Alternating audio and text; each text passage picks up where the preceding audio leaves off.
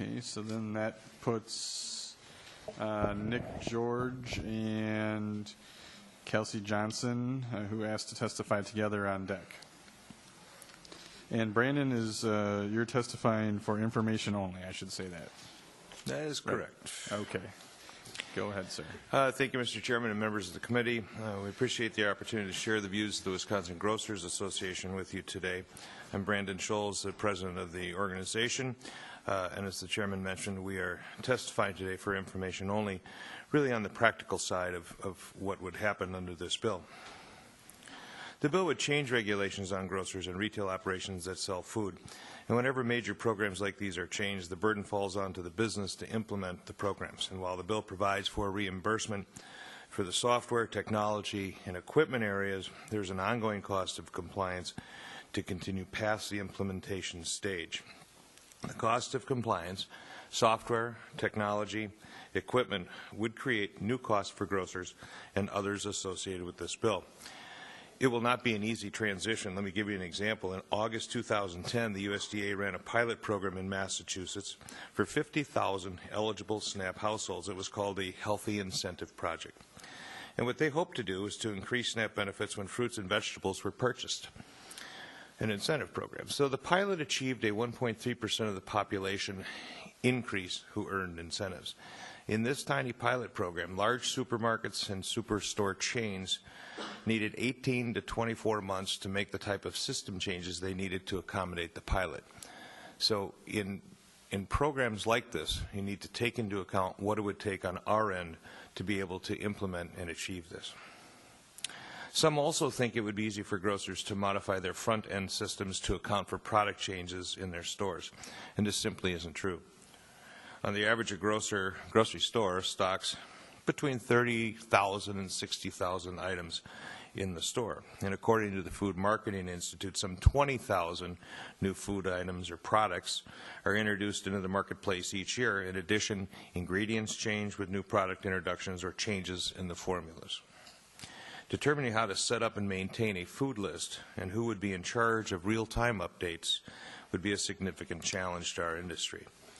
Responsibility for enforcing restrictions and letting recipients know which foods are eligible or not eligible would rest in the hands of employees at the checkout counters. Simply posting qualifying products on the web page I don't think would be enough to educate benefit holders as the program rolls out, and I suspect you would need to dedicate more funds in an education effort. What's important in this bill, and what was important in AB 10 in the last session, was that the legislature provided funding for retailers and their warehouse suppliers for software and technology changes. Without that, this simply wouldn't happen. Where this comes from is when food stamps were moved from paper stamps to EBT, the federal government said retailers should not incur any expenses in this program, and that's where this was put together. 2 years ago, we surveyed our members, and to give you an exact cost would be impossible. But our expectation is that between the software, and I'm going to try and give you just verbally how this would go through, between the software, the equipment, at the store level and at the retail level, in addition at the state level, it's we think, a fairly significant cost. We also appreciate the cost determination study conducted prior moving forward just to see what this is going to cost to us and the state as well. So let me try to explain what we would have to change in our system to accommodate this. So a MAG card, well, credit card with a strip on the back. We would have column A and column B, and we would have to set this up so that the benefit, whatever the amount of the benefit is, would be deducted as the transactions occur. In order to do that, we have to swipe that card first. It has been said before that you would need a waiver to do that. If we don't swipe it first, we just don't know how we're going to be able to accommodate these transactions. So you swipe the card first, and the system knows that there's X dollars of benefits, and then some for all of it could be used for one column A, let's say, and a limitation could be used for column B. So the transactions begin, an item is swiped and it's moved down the counter, and the system essentially deducts the cost of that item from either one of those columns. And it's likely with this bill, because you now say it's not a static 67%, it's a minimum, you could spend all of your benefits on the items in that column. So we actually have to kind of start with the second column and reduce the benefits of each column as they go down. So as a customer uses all of the benefits in column B, at some point the red light goes on and you have to tell the customer, okay, you've used all the benefits for this column. Anything that would come under this is now going to go to a cash, credit, or check transaction outside of the benefits, which we'll tell you after. So if you want to take anything off, you have to take it off now. We can't run it through and say, this is a column B, do you want it or not? You know, because then you got to back it out of the system. And pretty soon this transaction is taking a long time, by the way. So we have to build that in, and so at the end of the transaction, you would be able to tell the customer you have a balance left or you've used it all, and you know this portion of your SNAP benefits are done, and then you owe XYZ for the rest of the transaction. You put it through and that's it. So it's a little complicated, but it's why I think it would cost a fair amount of money for us to change our systems. Now, you know, WIC is being changed as we speak, and retailers are making the transition. But again, WIC is completely different than what we're talking about. WIC is a prescriptive program. A lot of WIC products are manufacturer specific and size specific, not all of them, but as been mentioned before. So it's a different program for us to be able to read and transact. So let me just stop there. I'd be happy to take questions. As I said, I wanted to focus on the process part of this. Right. And if you have questions, I'd be happy to address them. Thank you. Representative Jorgensen? Thank you, and thanks for being here. And I mean, your members are cornerstones in our community, so I'm glad you're here. Even though you're just information only, I'm a nonverbal guy, boy, it doesn't look like you're too excited about this. Well, you know, I don't necessarily read it that way. I mean, you have to look at this practically on what it would take on our end to make changes. When they switched from paper food stamps to EBT, I would have given you the same practical testimony on the difficulties so that you're aware of what they are, so that when we come back to you later and say, I need this, I got to have this, that's it. I'm not making a judgment on whether this is good or bad. We're not nutritionists. You know, we don't make those sorts of judgments. We process. We do transactions. We move products in and out of the store. So it's a practical presentation. But a lot of your sentences ended with, it'll be a considerable cost, or this is going to be a lot of I mean, it's a big question mark at the end of that, too, for all of us, Brandon, well, and that's something that's concerning. Let me tell you why I focused on that, because when they did switch from paper to electronic, the Fed said retailers will not incur any cost. Boom. Solid. No costs, right? Baloney. We took in all sorts of costs, and one of those costs was transactions. It costs us money to process this. So we came to this legislature and we asked for and got a transaction fee from the state that helped back when the program started, so back a long time ago. We got about a 4-cent transaction fee that helped us cover some, not all of our costs. So each time that card was swiped, it cost us 6 to 8 cents. So we got a 4-cent transaction fee. The last administration took it away. So we pay for every transaction, and we're not reimbursed for it. So when it comes to us, the grocery industry, incurring costs, you bet we're going to stand up and say, hey, wait a minute, you want to do this? You're going to have to pay for it. So to do this, we're giving you guys a blank check, right? No. Because we don't know what it's going to be. No, because wisely so, the bill says, let's have a cost study. Let's see what this is going to cost us. And it makes an enormous amount of sense. But sitting here today, as we talk about passing this bill, we don't know exactly what it is. But let me ask you, your members, are they also Quick Trips and Speedways and things like that, where you can also buy food? Quick Trips is a member of ours. Okay, and how about some of the, you know, because some gas stations, unfortunately, are some of the only options that some people have to get groceries, and some of these food islands, are they your, no? We might have some here and there. The majority of our members are grocery stores. We're going to go beyond your membership, perhaps, to get people to be able to do this, correct? Sure. Okay, so that's something to also consider for the committee, that it's not just grocery stores as we think in our heads, it's also the different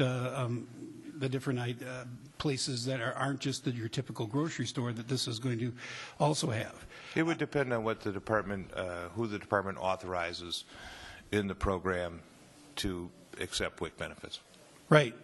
I mean, there are exceptions out there. I mean, like Papa John's Pizza fits into, but maybe not under this list anymore. That's right. I'm just thinking, but I'm not aware of restaurants that fit into. well, it's not a prepared food. But anyway, I mean, it's not they didn't bake it for you. It's not your typical restaurant. Papa Murphy's. Right, Papa Murphy's. I'm sorry, Thank you. Yeah. Thank you. A lot of Papas out We're there. here to help. Yeah. Is that the But end of your anyway, questions but yet, no, or- there's a lot of variables. I guess my point is, Okay. is that beyond your membership, there's going to be others that are going to have to endure this change as well.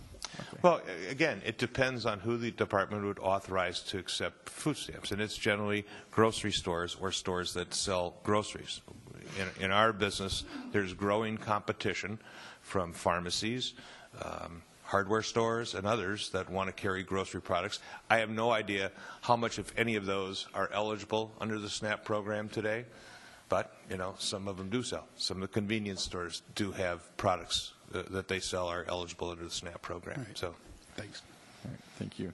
Representative Kolstey. After hearing your testimony, I wonder what it takes to get you to register against. could I answer that? Yeah, I do. I would. We initially did register against AB 110, but we worked awfully hard to educate members of the legislature on what this change would do to our industry and what it would cost, and that in order to implement it, we'd have to be reimbursed for the cost of that. Not a blank check, but somebody's going to have to sit down and say, this is what it's going to cost, and this is how we're going to map it out. It's going to cost the state money, too. So, and we have to do that. I mean, I can't let a bill go through that would impact our members financially in a business that has such a, razor-thin margin as to have them incur more expenses for this program, as they did when the Fed switched it from paper to electronic. You add up the number of transactions. There's some of our stores that may have 1 or 2% of their customer base under FoodShare.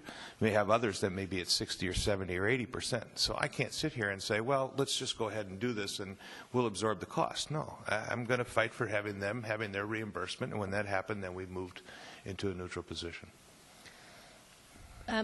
If you carry forward some credit on your card, so are all the, when you're doing the ledger, the column A and column B, is that on the SNAP side that's happening, or is that at your grocery level? Because I keep thinking, if you carry forward $13 at the end of a month that you had, and who's going to know that $3 of that was the WIC? And I mean, how does logistically Sure. does that work? Well, some of that's unanswered. First, let me suggest that you don't call it WIC, because you really, I think, will confuse a lot of things. As I said, WIC is a prescriptive program, and some people want to call this WIC Plus or whatever. So the state, first, would have to design its software to deliver the benefits to card holders, and that would have to be delivered as they are now, but with 2 benefit tracks on the card. We then would have to develop software to be able to read that card and then track those changes. And to your question about leftover benefits, sure, they transfer over to the next month and they expire after 1 year. But they'd still have those 2 tracks. They'll always have 2 tracks. So there's the expense that the state will be paying you for your expenses, and then the expense that the state will just incur on its own trying to set up these programs, correct? Well, in order to deliver benefits on these 2 tracks, yeah, you're going to have some software change. Now, the other thing is, this is, 2 years ago, we tried to estimate what that cost would be. But in that 2-year period, you've now seen the department and the feds working to change the way WIC WIC benefits are distributed. It was by voucher. And, they had to sign, had a list of things that this person could get and a list of things that this person could get. And then they signed the voucher at the register, and transaction is done. We take the voucher, put it in the drawer, boom, we're over. That's being changed over now to a smart card. So that technology in, a couple of years has moved fairly rapidly. It's not to say that in this case that technology couldn't move quickly as well. I'm not, I'm not a software guy. I'm not an IT guy, so I can't tell you. But there are people who are, and I think it's wise that the state determine what that cost would be. Earlier, when we had the disabilities people up there, she was talking about some of the difficulties people with disabilities, and I have a sibling that has a cognitive disability, and I was thinking he would have a lot of trouble traversing a grocery store trying to just figure out what he would be able to spend the money on. But then I got to thinking I would too. I mean, I would have a hard time deciding what 2/3 of something might be. So do you anticipate that it'll be a labor, I mean, we're talking about a card swipe, but do you think it's going to be labor intensive that you'll need, is this a jobs program? I know when we rolled out the EBT program years and years and years ago, there was a considerable amount of time spent on educating not only benefit holders, but the retailer side, and how to, as well as county health, and how to educate people what benefits there were and how would they use them. I suspect on the front end of this, it might be tough, but over, I don't think, a lot of time. Education programs couldn't be put in effect to help people understand what they get for benefits. The idea is that they come on and they come off, so it's not meant to be a lifetime kind of thing. So sure, there's some education that can go there. I don't think it'd be, you need it. I don't know how tough it would be. Thank you very much. Mr. Chair, I want you to recognize that those were all questions. They were all questions. Very well done. Thank you. Any other questions? And seeing none, thank you for your testimony. Thank you, Mr. Chairman. Questions. Now we have Nick George from the Midwest Food Processors Association speaking against, and joined by